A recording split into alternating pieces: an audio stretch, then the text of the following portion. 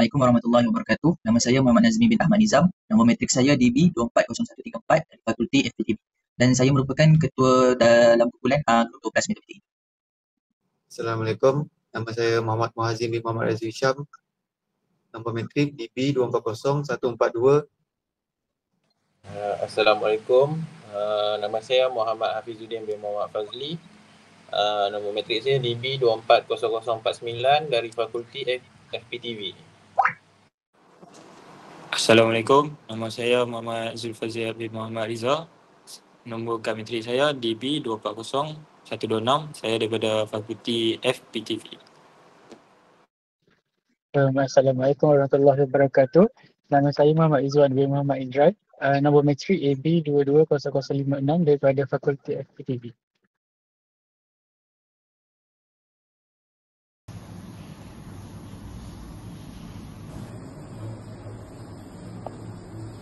Baiklah, pada hari ini kumpulan kami akan menyelesaikan masalah berdasarkan tugasan yang diberikan untuk projek kumpulan, yang di mana terdapat dua soalan yang perlu kami selesaikan. Baik, soalan pertama, find the cubic polynomial whose graph passes through the points -1, -1, 0, 1, 1, 3, 4, -1. So, empat nombor tersebut telah diberikan berdasarkan soalan. Jadi, mengikut formula cubic polynomial adalah fx sama dengan a x kuasa 3 plus b x kuasa 2 plus c x tambah d. So kita masukkan ke dalam nombor-nombor tersebut ke dalam formula cubic polynomial, yang di mana untuk soalan 1 kita dapat soalan yang diberikan adalah -1, -1. So -1, -1 itu adalah bersamaan dengan x dan y. So untuk soalan 1 kita masukkan a dalam kurungan -1 kuasa 3 plus b dalam kurungan -1 kuasa 2 plus c dalam kurungan -1 plus d, dan sama dengan -1. So kita dapat jawapan adalah -a plus b tolak c plus d sama dengan -1.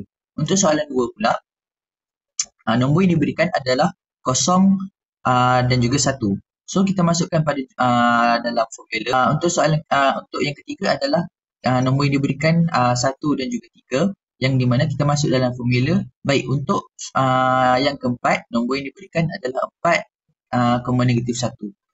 Okey, kita masukkan juga dalam formula. Seterusnya saya teruskan dengan Hazim untuk masuk dalam masukkan dalam matris.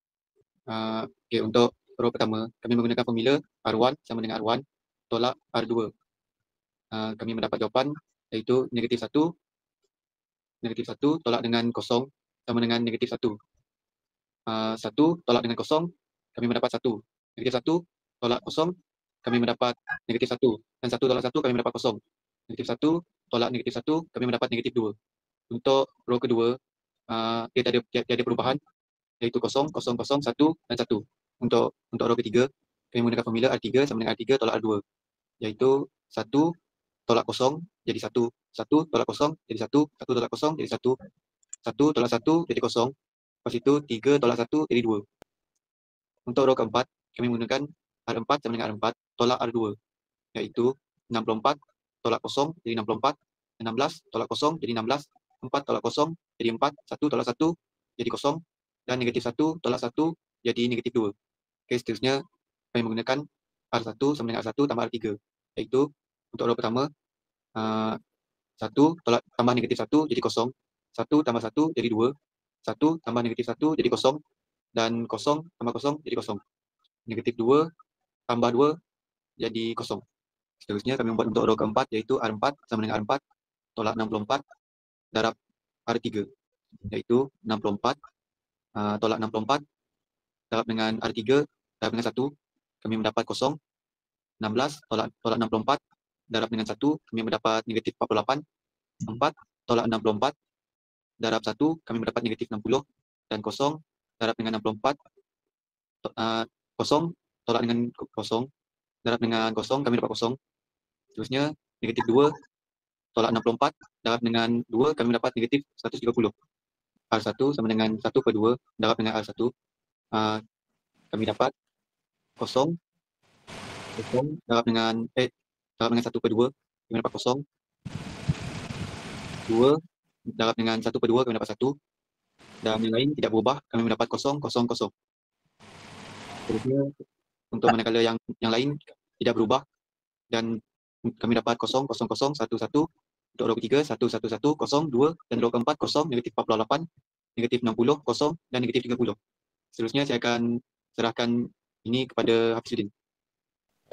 Okeylah, baiklah. Seterusnya saya akan menyambung untuk cari yang bawah ni jawapan. Kita akan tengok balik atas, tapi kita akan tengok balik apa yang ditulis dekat bawah lah. Untuk macam row 2, row 3, dia sama dengan R3 tolak dengan R1. So kita akan tengok dekat atas. Kita tengok balik nombor 1, R3 1 dia tolak dengan 0 1. Seterusnya 0 tolak dengan 1, 1 tolak dengan 1, 0. Seterusnya 0 tolak dengan 1 akan 1 juga. Lepas tu 0 tolak dengan 0, masih 0. Dan seterusnya 0 tolak dengan 2, masih 2. Untuk yang R4 pula, row keempat sama dengan kalau ikutkan 0 tambah dengan 48 darab dengan 1, darab dengan 0 dekat row pertama, dia akan jadi 0. Lepas tu untuk negatif 48, kita akan tambah dengan 48 dan kita akan kali dengan 1. So jawapan dia akan 0. Manakala untuk yang 60, 0 dan negatif 130, nombor itu akan terus dekat.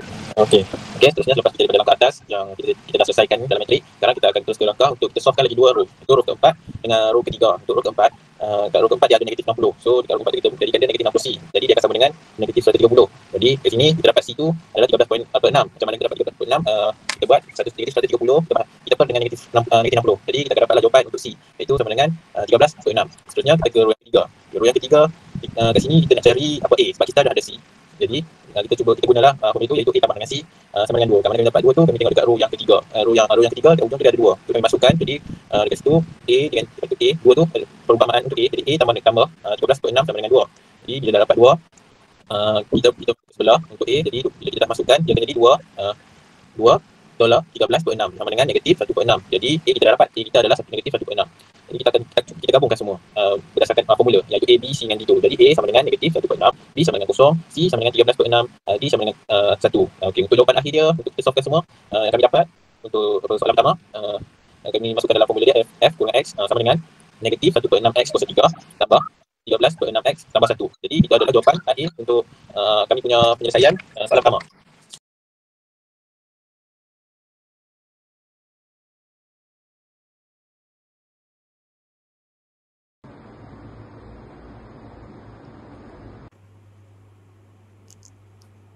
Soalan yang kedua adalah yang di mana dia suruh cari nombor seperti soalan satu juga di dalam graf, yang di mana saya telah dapat berdasarkan graf tersebut adalah 00, 25, 48 dan 63. Dan terusnya kita masukkan ke dalam formula kubik polinomial dan saya serahkan kepada Ziad untuk teruskan.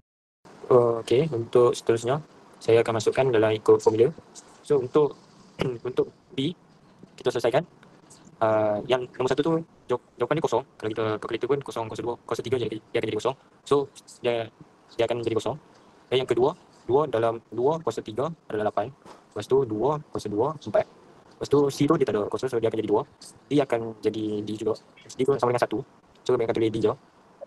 And then yang ketiga, 4 kuasa 3 dia akan jadi 64. And then B, untuk B pula 4 kuasa 2 dia akan jadi 16. And then 4 dia akan jadi 4 tambah dengan D sama dengan 8. So kami akan pemudahkan.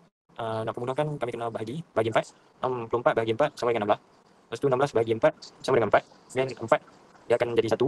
So kami akan letak C je sama dengan 2. Lepas tu yang keempat, 64 kuasa 6 kuasa 3 dia akan jadi 216. And then 6 kuasa 2 akan jadi 36. Lepas tu C 6 dia akan jadi 6 juga sama dengan 3. Lepas tu kami akan pemudahkan, kena bagi 3.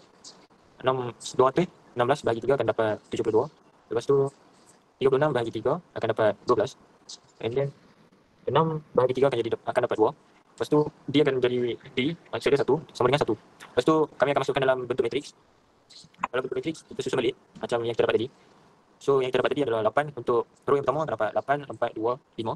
Row yang kedua akan dapat 16, 4, 1 tu C tu, lepas tu 2. Lepas tu yang terakhir, row yang ketiga akan dapat 72, 12, and then 2, 1. So saya akan pass kepada Iwan untuk penerangan yang seterusnya. Assalamualaikum warahmatullahi wabarakatuh. Seterusnya adalah part saya iaitu part metrik. Okey, so kat sini ada tulis R3 tolak dengan 9R. So sini jawapan yang atas ni akan mewakili jawapan yang kat bawah. Kat sini ada dua part iaitu R3 tolak 9R dan part 2 adalah R2 tolak dengan 2R. So jawapan atas ni akan ditolak dan akan buat jawapan dekat bawah. Sama juga dengan part 2 iaitu R3 tolak dengan R6R akan keluar jawapan dia iaitu kosong. Dan seterusnya adalah untuk part 2 iaitu R2 per negatif 4 darab dengan R1 per 8. So dia akan keluarkan jumlah dia akan keluarkan jawapan dekat bawah. So dan part seterusnya adalah R1 tambah dengan R3 per 8. So dia akan keluar jawapan jalan kira ni akan dikira ke atas iaitu dekat bahagian 1, 1/2 dan 1/4. Maka jawapan dekat atas tu dia akan mengeluarkan jawapan dekat bawah. Selepas tu jawapan akhir yang kami dapat adalah F dalam kurungan X sama dengan negatif 1/8 X kuasa 2 tambah dengan 1/2 X kuasa 2 tambah dengan 2X. Jadi ini adalah hasil akhir daripada jawapan kami. Sekian daripada saya.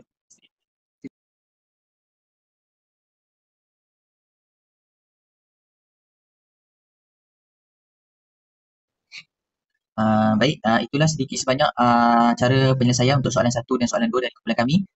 Untuk pengetahuan doktor, langkah penyelesaian yang kami selesaikan untuk soalan 1 dan juga soalan 2 adalah kami menggunakan kaedah Gauss-Jordan yang di mana kami ikut apa yang telah diajar oleh doktor dan alhamdulillah sedikit sebanyak dapat membantu kami dalam untuk menyelesaikan soalan seperti yang diberikan. Jadi itu sahaja daripada kumpulan kami. Sekian, terima kasih.